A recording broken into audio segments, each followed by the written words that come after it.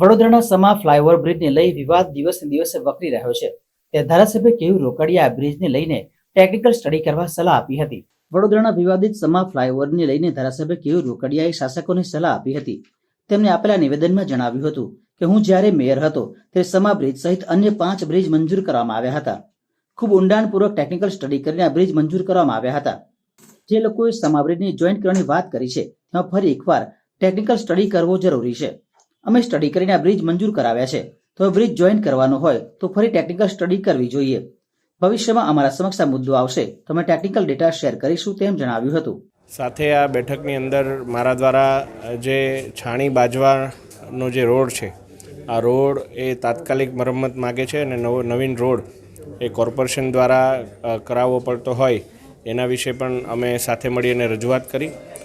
બીજું, જે અટલાદરાથી પાદરા માટેનો જે રોડ છે ત્યાં હવે જેમ જેમ વિસ્તાર વધી રહ્યો છે ત્યાં ખૂબ જ વધારે કન્જેશન થતું હોય છે। આજે સવારે કલેક્ટર કચેરી ખાતે પણ આ બાબતે ચર્ચા કરી।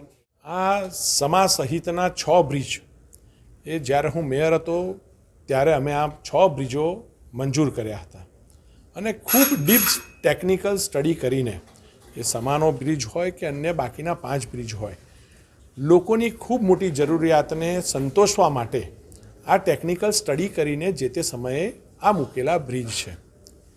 ત્યારબાદ જે લોકોએ પણ સમા બ્રિજ જોઈન્ટ કરવાની વાત કરી હશે તો મારે એવું સ્પષ્ટ માનવું છે કે એકવાર ફરીવાર ટેકનિકલ સ્ટડી કરવો જોઈએ।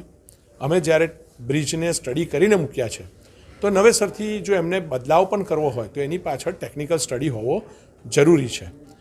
એટલે ભવિષ્યમાં જ્યારે અમારા સમક્ષ આ પ્રશ્ન આવશે ત્યારે અમે ટેકનિકલ સ્ટડી સાથેનો ડેટા શેર કરીને વાત કરીએ।